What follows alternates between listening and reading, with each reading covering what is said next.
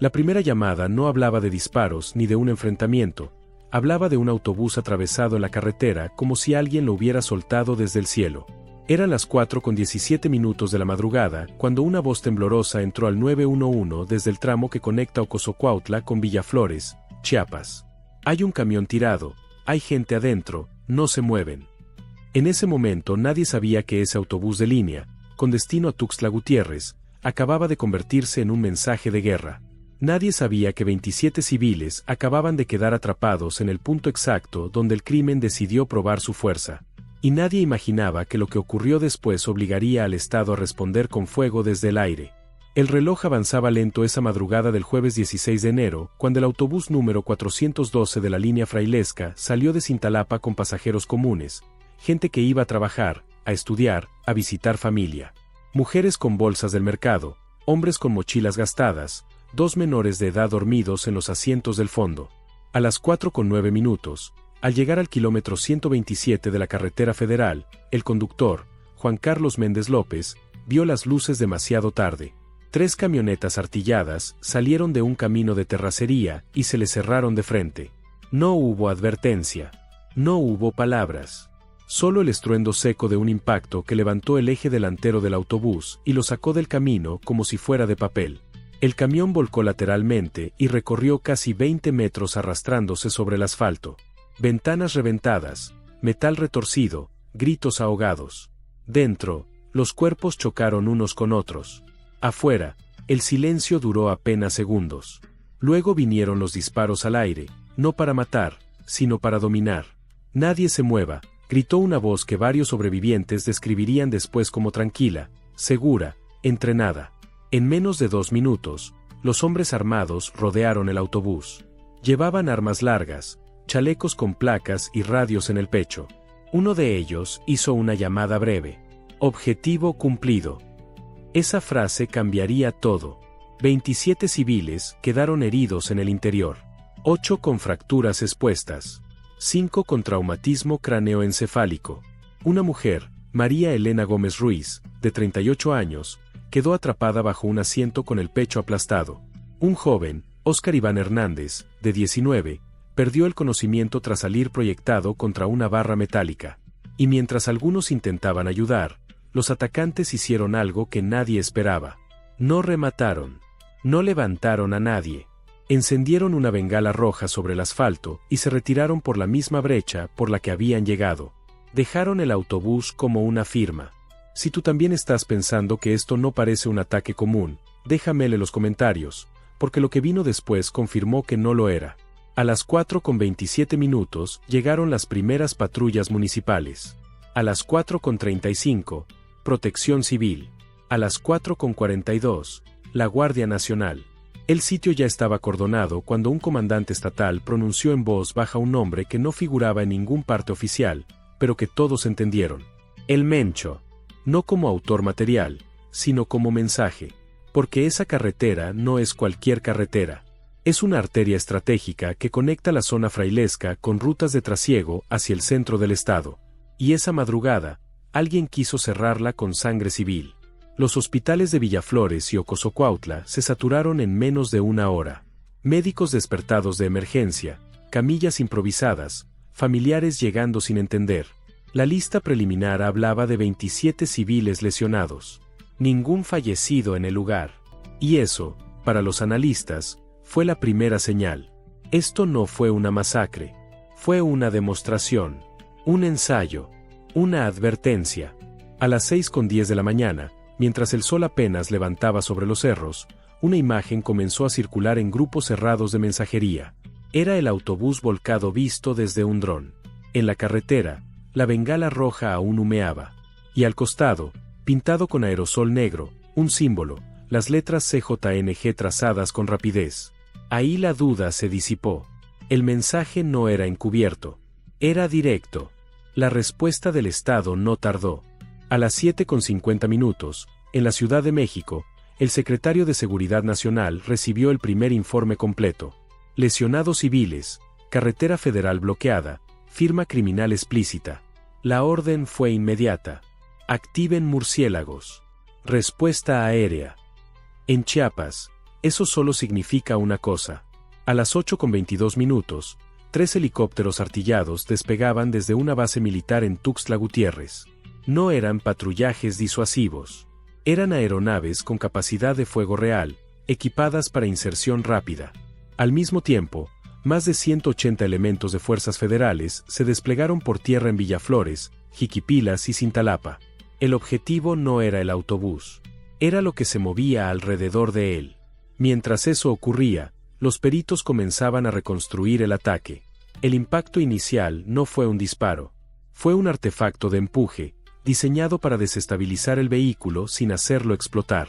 El ángulo del golpe indicaba entrenamiento. El lugar exacto, un punto ciego sin cámaras oficiales. Y el tiempo total de la operación, desde el cierre hasta la retirada, fue de menos de 4 minutos. Eso no lo hace un grupo improvisado. Si hasta aquí ya sientes el nudo en el estómago, dale like, porque esto se pone más tenso. A las 9:11, el primer helicóptero detectó movimiento en una brecha que conduce a una zona conocida como el Desengaño, un área rural con antecedentes de campamentos criminales. Desde el aire, se observaron 2 camionetas avanzando a alta velocidad. Se dio la orden de marcaje. No disparo. Marcaje. Minutos después, una tercera camioneta apareció desde el sur. 3 vehículos. 3 artillados. El patrón coincidía con reportes previos de células vinculadas directamente al círculo de confianza del Mencho. A las 9:17, uno de los vehículos abrió fuego contra el helicóptero. Fue el error. La respuesta fue inmediata. Un disparo de advertencia impactó el terreno a metros de la camioneta líder. El polvo se levantó como una nube. Los vehículos se dispersaron. Uno logró internarse en una cañada. Los otros 2 quedaron varados tras reventar llantas contra clavos artesanales que ellos mismos habían colocado días antes, sin imaginar que serían usados en su contra. El enfrentamiento duró 11 minutos. 11 minutos de ráfagas controladas, de órdenes cortas, de maniobras precisas. Al final, 2 camionetas quedaron inutilizadas. En su interior, se aseguraron armas largas, cargadores, radios y algo más delicado. Una libreta con rutas, horarios y una anotación que heló a los investigadores. Autobús Frailesca. Ensayo 1. Ensayo. No objetivo final. En paralelo, los hospitales confirmaban el estado de los civiles. Todos con vida. Algunos en estado grave, pero estables. Cuando esa información llegó al centro de mando, alguien dijo lo que muchos pensaban. Querían que sobrevivan. Porque un ataque con muertos civiles habría detonado otra reacción. Aquí buscaban miedo prolongado. Cuéntame en los comentarios si ya habías visto un ataque así, porque en Chiapas no es común que el crimen juegue con esa precisión. A las 11:40, el secretario de Seguridad aterrizó en Tuxtla Gutiérrez. No dio declaraciones largas. Solo una frase. Esto no va a escalar. Se va a cortar. En menos de una hora, se ordenó el cierre temporal de la carretera y cateos simultáneos en 5 puntos detectados por inteligencia aérea. En uno de ellos, en un rancho abandonado cerca de Jiquipilas, se encontró un tercer vehículo artillado parcialmente quemado. Dentro, restos de bengalas rojas idénticas a la del ataque. Los detenidos comenzaron a hablar. No nombres grandes, pero sí detalles. La orden vino de arriba. No para matar, sino para marcar territorio. El autobús fue elegido por horario, por número de pasajeros, por visibilidad. Que se vea, decía uno de los mensajes recuperados. Y la palabra que más se repetía era la misma. Ensayo. Mientras tanto, las familias de los 27 civiles esperaban afuera de los hospitales. Algunas sin noticias. Otras abrazando a los suyos entre vendas y suero. Rosa María López, madre de uno de los jóvenes heridos, dijo algo que se volvió viral. Mi hijo no es mensaje de nadie. Esa frase resumió el sentir de todo un estado. La noche cayó con presencia militar en las calles. Drones sobrevolando. Filtros en carreteras. Y una certeza incómoda. El ataque al autobús no fue el final. Fue el principio de algo que se intentó frenar a tiempo. Comparte este video con alguien que necesite entender lo que realmente pasó, porque lo que se cuenta en titulares no alcanza. En las siguientes 48 horas, las fuerzas federales aseguraron 3 casas de seguridad más, Detuvieron a 9 operadores y desmantelaron una célula completa. No hubo enfrentamientos posteriores. El mensaje fue claro en ambos sentidos. El crimen probó. El Estado respondió. Y aquí viene la parte que más pesa. Ninguno de los 27 civiles era objetivo. Todos fueron usados como tablero, como pieza. Y eso, en un país como el nuestro, duele distinto. Chiapas amaneció con la carretera abierta de nuevo, pero con una cicatriz visible. El autobús fue retirado, el asfalto reparado, pero la imagen quedó. Porque cuando un grupo criminal se atreve a derribar un camión lleno de civiles para medir reacción, la línea ya se cruzó. Pero lo que casi nadie vio, lo que no entró en los cortes rápidos de redes ni en los resúmenes de 30 segundos, fue lo que ocurrió después, cuando el ruido bajó y empezó la parte más fría de todo esto, la cacería silenciosa, la que no hace estruendo, pero sí mueve el tablero completo.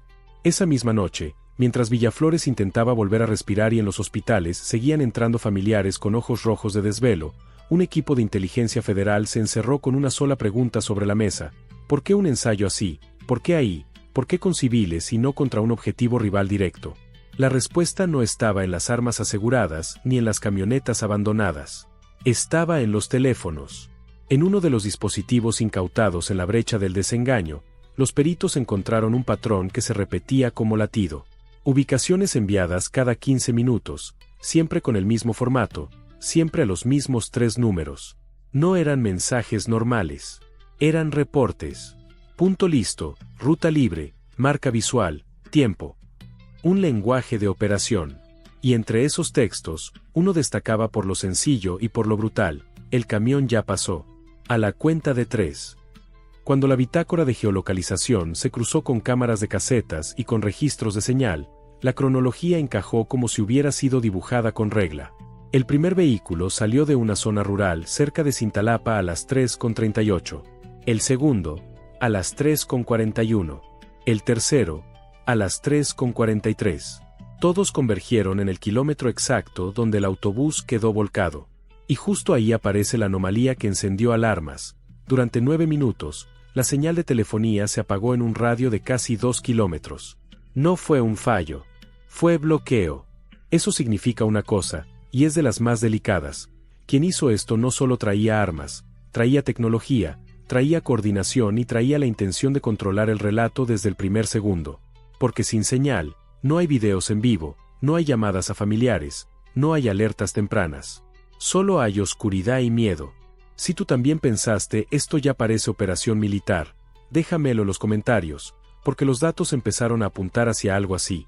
Al amanecer del día siguiente, en una reunión cerrada en Tuxtla Gutiérrez, se trazó una línea roja. La instrucción fue no permitir que el caso se quedara en accidente violento o ataque aislado. Se abrió una carpeta por terrorismo criminal y ataque a vías generales de comunicación. Y aunque públicamente se hablaba de aseguramientos y patrullajes, por debajo comenzó la fase que más duele al crimen, el rastreo del dinero. En investigación, y sin que esto esté confirmado oficialmente, surgió un nombre que empezó a circular en los reportes internos como posible bisagra financiera. Eduardo N., alias El Caimán, presunto responsable de mover pagos y combustible en la región frailesca. No era jefe de plaza de esos que salen en corridos. Era otro tipo de figura, de bajo perfil, de camisa sencilla, de moverse en camioneta común, pero con acceso a logística. La hipótesis era clara: sin combustible, sin pago a halcones, sin compra de bloqueadores, no hay ensayo. Y para eso se necesita alguien que sostenga la operación con billete y con rutas. Lo que siguió fue una serie de movimientos quirúrgicos. A las 10:32 de la mañana del sábado 18 de enero, se ejecutaron cateos simultáneos en 3 inmuebles, uno en Villaflores, uno en Jiquipilas y otro en las afueras de Ocosocuautla. En el primero, una casa de fachada modesta, encontraron bidones, radios, chalecos y una caja con bengalas rojas idénticas a la que dejaron en el asfalto. En el segundo, un taller mecánico, hallaron placas duplicadas, herramientas para alterar números de serie y un cuaderno con anotaciones de rutas rurales marcadas con flechas. En el tercero, una bodega, encontraron algo todavía más revelador: un lote de clavos artesanales y púas de acero, listas para bloquear carretera. No era improvisación, era sistema. Y mientras eso ocurría, llegó la otra parte del caso, la más humana y la más desgarradora, porque los 27 civiles no eran cifras, eran historias rotas. Juan Carlos Méndez López, el conductor, no podía dormir.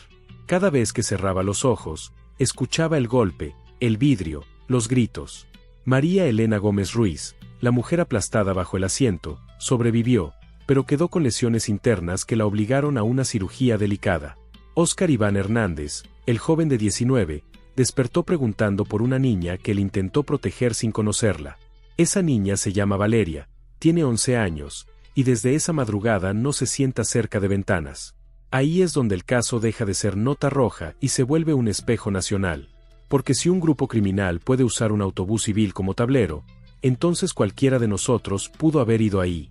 Dale like si no te esperabas que esto tuviera tantas capas, porque lo que viene es todavía más pesado.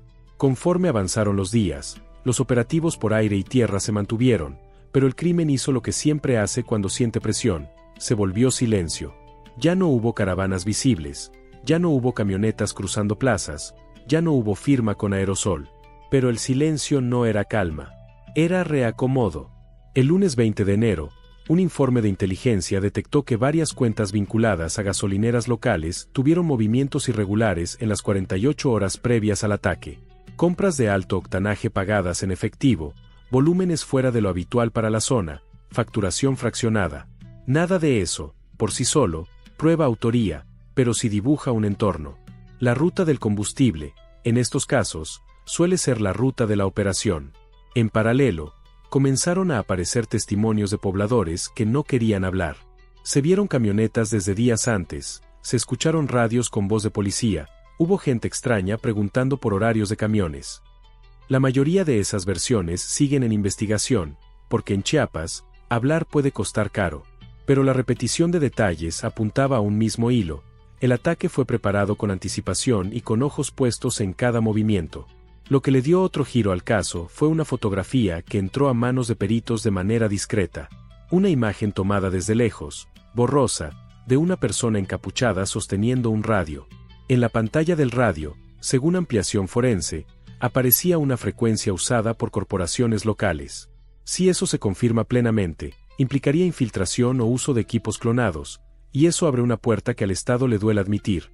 La posibilidad de que alguien estuviera monitoreando respuesta institucional en tiempo real. Y aquí es donde todo se vuelve más grande que el kilómetro 127. Porque Chiapas no solo es paso, también es frontera, también es ruta, también es territorio donde se cruzan intereses viejos y nuevos. En la región frailesca, el control de carreteras no solo sirve para mover mercancía ilegal, sirve para controlar miedo, para controlar comercio local, para imponer cobros, para cerrar o abrir mercados. Un autobús derribado no solo asusta a los pasajeros, asusta al pueblo completo. Hace que la gente deje de viajar, que la economía se frene, que el Estado parezca ausente. Y esa percepción, esa sensación de no hay nadie, es una victoria sin disparar más. Cuéntame en los comentarios si tú crees que este tipo de ataques buscan territorio o buscan humillar al Estado, porque la lectura cambia todo. El miércoles 22 de enero, se realizó una reunión con mandos de Guardia Nacional, Ejército, Fiscalía y autoridades estatales. El mensaje fue uno: la prioridad es impedir un segundo ensayo. Se reforzaron escoltas en horarios de salida de líneas de autobuses, se instalaron filtros en tramos críticos y se desplegaron patrullajes aéreos intermitentes para evitar que el enemigo aprenda patrones fijos. Porque el crimen, cuando es técnico, también observa, también toma nota, también ajusta. En esa misma fecha, se confirmó la detención de 3 presuntos operadores, identificados como Víctor Manuel N., alias El Flaco, René N., alias El Pájaro, y Alonso N., alias El Güero. Sus perfiles, de acuerdo con reportes preliminares, encajan con el eslabón medio, gente que ejecuta, que coordina, que se mueve rápido. No son los que deciden a nivel alto, pero sí los que hacen que una orden se vuelva realidad. Las autoridades informaron aseguramientos de armas y vehículos, y dejaron claro que el caso sigue abierto, con líneas de investigación hacia estructuras mayores. Pero hay un detalle que no se puede ignorar: el uso de una bengala roja como firma. Eso no es común. Eso es teatral. Eso es un mírame. Y cuando alguien necesita que lo mires, es porque quiere que entiendas algo sin tener que explicarlo. En los días posteriores, el transporte en la zona se volvió tensión pura. Unos dejaron de viajar. Otros viajaban, pero con miedo pegado a la piel. Conductores reportaron vehículos siguiéndolos a distancia. Algunos pasajeros empezaron a tomar fotos de placas como reflejo de supervivencia. Las redes locales se llenaron de mensajes. Si vas a salir, avisa. Si pasas por la Frailesca, comparte ubicación. Si ves camionetas, no te pares. Esa es la realidad cuando el crimen toma carretera. La comunidad se vuelve sistema de alerta. Y aún así, el Estado sabía que el golpe real no estaba solo en capturas y decomisos. Estaba en demostrar presencia constante, en sostenerlo, en no irse a los 3 días. Porque la historia en muchas regiones del país ha sido esa. Llega el operativo, se toma la foto, y luego el vacío regresa. Por eso, la instrucción esta vez fue prolongar la presión, no soltar la zona. Lo que mantiene a todos en alerta es lo que no se ha respondido públicamente. ¿Por qué se eligió un camión con civiles y no una patrulla, no un rival, no una instalación? Porque si era ensayo, entonces era ensayo de algo peor, algo que necesitaba medir tiempos de reacción, despliegue aéreo, coordinación institucional, cobertura mediática y respuesta social. El Estado respondió con 3 artillados y detuvo una célula, sí, pero la pregunta que sigue quemando por dentro es otra: ¿cuántas células más están esperando turno? En Villaflores, la gente volvió a salir, pero no como antes. La plaza se ve igual, los puestos abren, las motos pasan, los taxis pitan, pero la conversación cambió. Ahora se habla en voz baja cuando se menciona carretera. Ahora se mira 2 veces al retrovisor. Ahora se entiende que un autobús puede ser una trampa y que el peligro no siempre llega con balacera larga. A veces llega con un golpe seco y un silencio de 9 minutos sin señal. Y lo más duro de todo es que esa madrugada, 27 civiles aprendieron en carne propia algo que ningún ciudadano debería aprender: que hay guerras que se pelean con tu miedo, aunque tú no hayas hecho nada. Con el paso de los días, cuando las cámaras se fueron y los titulares cambiaron de tema, quedó lo más pesado: la resaca social del miedo. No fue inmediata, fue lenta, como una humedad que se mete en las paredes. En Villaflores, en Jiquipilas, en Cintalapa, la gente empezó a modificar rutinas sin decirlo en voz alta. Los camiones ya no salían llenos en la madrugada.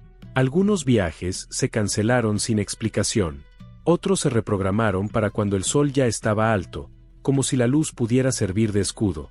Los choferes se pasaban mensajes discretos, se avisaban quién iba delante, quién detrás, quién veía algo raro. El transporte público se volvió una caravana silenciosa de supervivencia. En los centros de mando, en cambio, el caso seguía creciendo.